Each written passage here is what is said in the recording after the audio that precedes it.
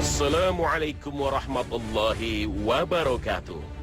Selamat pagi pemirsa setia Khazanah Trans 7. Kami kembali hadir untuk memberikan informasi Islami pada Anda. Agama, rahmat semesta alam. Maraknya tawuran pelajar, prostitusi, dan perjudian online, narkoba, kasus suap, korupsi, hingga pembunuhan nyaris tak pernah sepi menghiasi televisi kita di rumah. Namun, tahukah kita bahwa ternyata seluruh perilaku dosa tersebut memiliki akar yang sederhana, yaitu sikap sombong, tamak, dan dengki. Ya, segala dosa yang dilakukan anak Adam pastilah merupakan salah satu turunan dari 3 dosa ini, sebagaimana sabda Rasulullah SAW. Ada 3 hal yang menjadi induk dari segala dosa. Hindarilah dan berhati-hatilah terhadap ketiganya. Hati-hatilah terhadap kesombongan, karena sombong menjadikan iblis enggan bersujud kepada Adam. Berhati-hatilah terhadap tamak, rakus, karena ketamakan mengantar Adam memakan buah terlarang. Dan berhati-hatilah terhadap iri hati, karena kedua anak Adam, Qabil dan Habil, salah seorang di antaranya membunuh saudaranya akibat dorongan iri hati. Hadis riwayat Ibnu As-Sakir melalui Ibnu Mas'ud.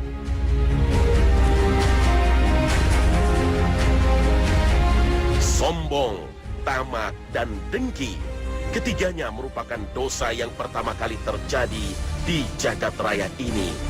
Ketiganya merupakan biang dari segala perbuatan dosa, yang kemudian sederet dosa-dosa lain.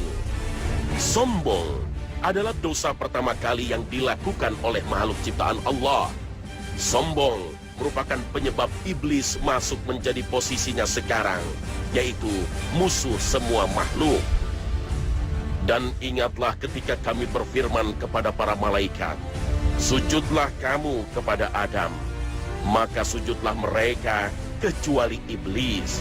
Ia enggan dan takabur, dan adalah ia termasuk golongan orang-orang yang kafir.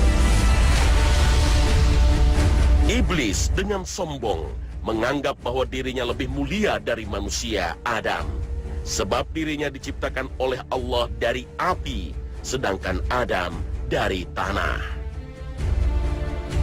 Allah berfirman, apakah yang menghalangimu untuk bersujud kepada Adam di waktu aku menyuruhmu? Menjawab iblis, saya lebih baik daripadanya. Engkau ciptakan saya dari api, sedang dia engkau ciptakan dari tanah. Allah berfirman, turunlah kamu dari surga itu, karena kamu tidak sepatutnya menyombongkan diri di dalamnya. Maka keluarlah. Sesungguhnya kamu termasuk orang-orang yang hina. Iblis menjawab, beri tangguhlah saya sampai waktu mereka dibangkitkan. Allah berfirman, sesungguhnya kamu termasuk mereka yang diberi tangguh. Iblis menjawab, karena engkau telah menghukum saya tersesat, saya benar-benar akan menghalang-halangi mereka dari jalan engkau yang lurus. Al-Quran Surah Al-A'raf ayat 12 hingga 16.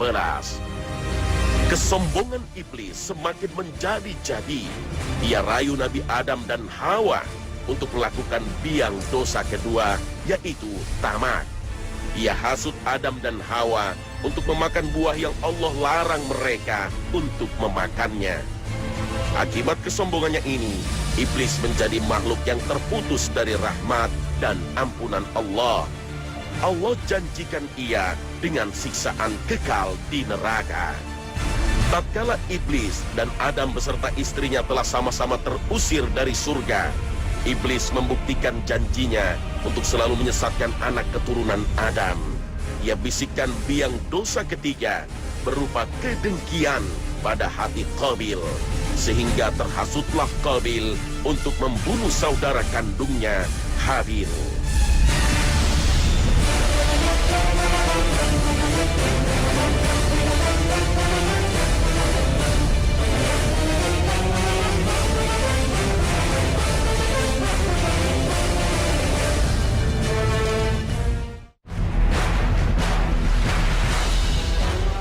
Rasulullah Shallallahu Alaihi Wasallam bersabda, tidak akan masuk surga seseorang yang di dalam hatinya terdapat kesombongan sebesar biji sawi. Ada seseorang yang bertanya, bagaimana dengan seorang yang suka memakai baju dan sandal yang bagus? Beliau menjawab, sesungguhnya Allah itu indah dan menyukai keindahan. Sombong adalah menolak kebenaran dan meremehkan orang lain. Hadis riwayat Muslim. Begitu tegas Rasulullah Shallallahu Alaihi Wasallam ancamkan kita akan bahaya sikap sombong, bahwa pelakunya tak akan masuk ke dalam surga. Sebab melalui sikap sombong, orang akan terjerumus ke dalam perilaku kekufuran, mudah menolak seruan kebenaran dan gemar meremehkan orang lain. Bila kita perhatikan, dosa-dosa kekufuran mayoritas disebabkan karena kesombongan. Kesombongan inilah yang membuat Fir'aun tetap bertahan, tidak memilih kebenaran yang diserukan Nabi Musa alaihissalam. Walaupun Fir'aun telah melihat dengan mata kepalanya sendiri bagaimana tongkat Musa berubah menjadi ular. Ia menyaksikan bagaimana Laut Merah terbelah. Ia telah menyaksikan begitu menakjubkannya mukjizat sang Nabi. Namun ia tetap memilih untuk kafir. وقال فرعون يا أيها الملأ ما علمت لكم من إله غيري فأوقد لي يا هامان على الطين فاجعل لي صرحا لعلي أطلع إلى إله موسى وإني لأظنه من الكاذبين. Allah Ta'ala berfirman, dan Fir'aun berkata, hai pembesar kaumku, aku tak mengetahui Tuhan bagimu selain aku. Maka bakarkanlah tanah liat untukku, wahai Haman, untuk membuat batu bata. Kemudian buatkanlah untukku bangunan yang tinggi, supaya aku dapat naik melihat Tuhan Musa. Dan sesungguhnya aku benar-benar yakin bahwa dia termasuk orang-orang pendusta. Al-Quran, Surah Al-Qasas, ayat 38.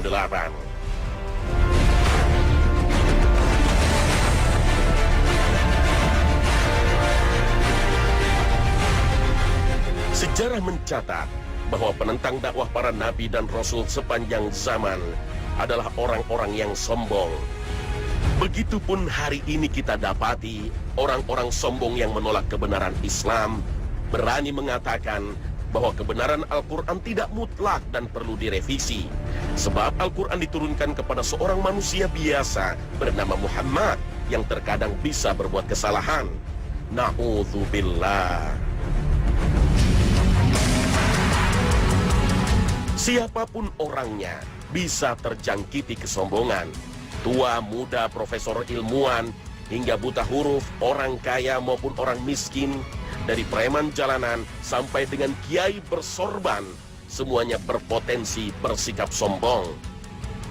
Sehebat apapun seorang manusia, sejatinya tak layak untuk menyombongkan diri. Segala kelebihan yang kita miliki baik dalam hal harta, pangkat, jabatan, juga kecerdasan, seluruhnya adalah karunia dari Allah Azza wa Jalla. Sejatinya, kesombongan hanya pantas dimiliki oleh Allah semata. Tiada yang lebih berkuasa dan lebih kaya, lebih perkasa dan lebih sempurna dibandingkan dengan Allah Ta'ala. Allah Subhanahu wa Ta'ala berfirman, sifat sombong itu selendangku dan keagungan itu pakaianku. Barang siapa yang menentangku dari keduanya, maka aku masukkan ia ke neraka jahanam. Hadis riwayat Muslim. Allah menyukai manusia yang mempunyai sifat tawadu, yaitu ketundukan secara total terhadap kebenaran, tunduk terhadap perintah Allah dan Rasul-Nya, disertai sikap rendah hati terhadap sesama manusia, memberikan perhatian kepada mereka, baik yang tua maupun muda, dan memuliakan mereka.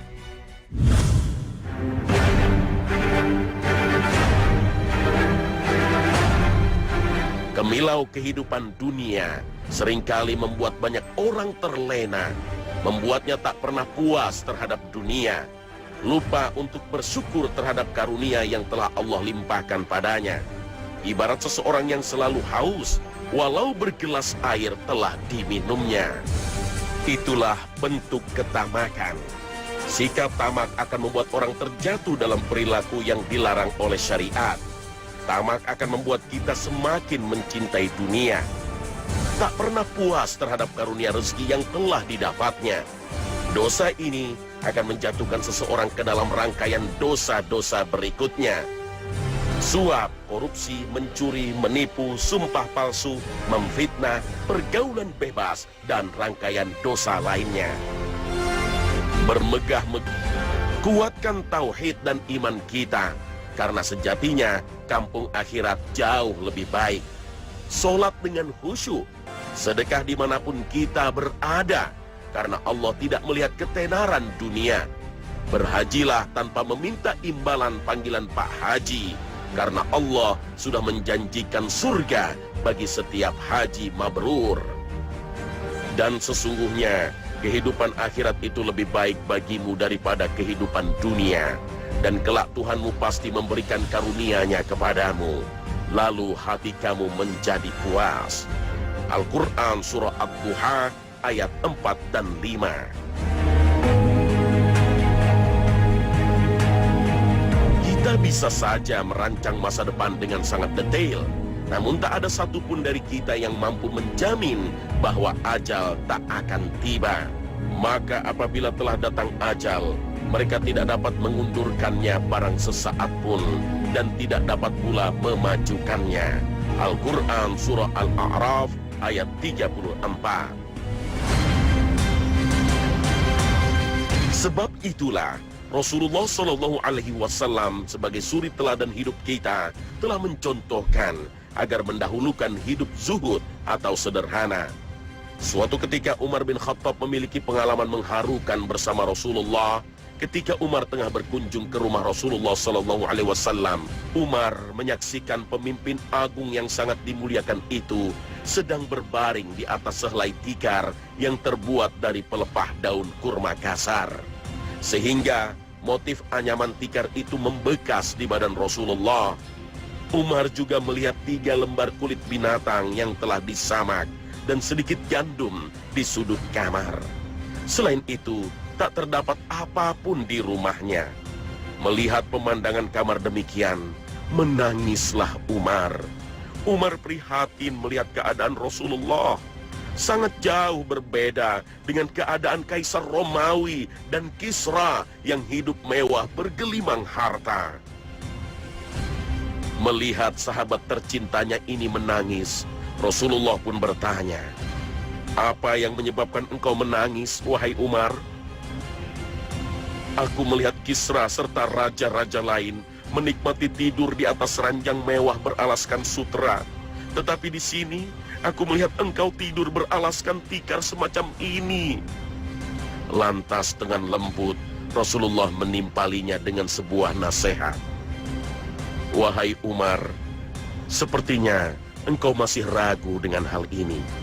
Kenikmatan di akhirat tentu lebih baik daripada kesenangan hidup dan kemewahan di dunia. Jika orang-orang kafir itu dapat hidup mewah di dunia ini, kita pun akan memperoleh segala kenikmatan itu di akhirat nanti. Di sana kita akan mendapat segala-galanya." Mendengar sabda Rasulullah, Umar pun menyesal dan meminta pada Rasulullah agar memohonkan ampun pada Allah untuk dirinya. Sering-seringlah mengingat pemutus segala kenikmatan, yaitu kematian. Karena tidaklah seseorang mengingatnya dalam kesempitan hidup, melainkan akan melapangkannya. Dan tidaklah seseorang mengingatnya dalam keleluasaan hidup, melainkan akan mempersempitnya. Hadis sahih riwayat Al-Baihaqi dan Ibnu Hibban.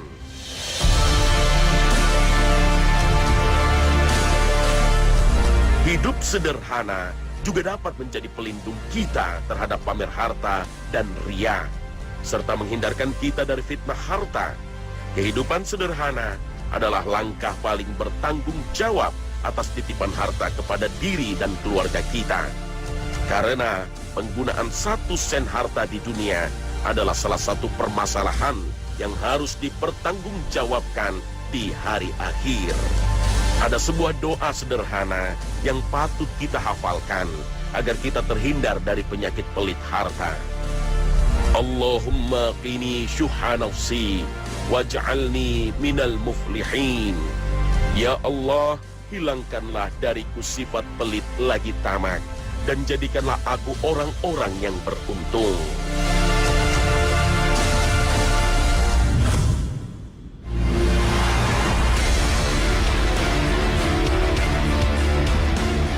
Hati-hati bila melihat tetangga punya lemari es baru, televisi baru, atau bahkan mobil baru. Jangan sampai kita masuk dalam wilayah cemburu. Awalnya mungkin biasa, namun bila rasa cemburu kecil itu terus dipelihara dalam dada, maka akan berpotensi melahirkan biang dosa yang ketiga, yaitu hasad atau dengki. Dan hasad merupakan sifat orang-orang Yahudi. Sudah ditakdirkan demikian, sebagaimana dijelaskan dalam firman Allah Subhanahu wa Ta'ala. Sebagian besar ahli kitab menginginkan agar mereka dapat mengembalikan kamu kepada kekafiran setelah kamu beriman karena dengki yang timbul dari diri. Al-Quran, Surah Al-Baqarah, ayat 109. Dalam bahasa sederhana, dengki dapat dipahami sebagai perasaan benci dan susah bila melihat orang lain mendapat kegembiraan. Di saat kita merasa berat untuk melihat adanya nikmat pada seseorang, sejatinya sama dengan menentang takdir Allah. Inilah bahaya hasad. Kita akan senantiasa hidup dengan kegelapan hati. Hati merasa berat untuk melihat kebaikan di sisi manusia dan menentang Allah Subhanahu wa Ta'ala. Hasad juga akan melahap kebaikan seseorang bagai api melahap kayu bakar yang kering. Lantas bagaimanakah caranya agar kita dapat meredam rasa dengki ini? Yakinlah bahwa segala sesuatu adalah milik Allah. Karena bisa jadi kenikmatan orang lain yang kita lihat ternyata menjadi musibah baginya karena Allah sedang mengujinya. Yakinlah bahwa Allah lebih mengetahui siapa hambanya yang bersyukur dan siapa yang kufur.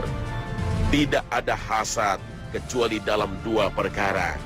Seorang laki-laki yang diberi Al-Quran oleh Allah, dia menegakkannya siang malam. Dan seorang laki-laki yang diberi harta oleh Allah, lalu dia menginfakkannya siang dan malam.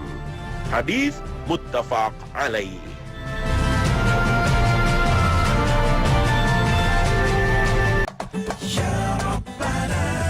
Nah pemirsa, demikianlah Khazanah hari ini menyajikan informasi dan tuntunan beraktivitas sesuai sunnah.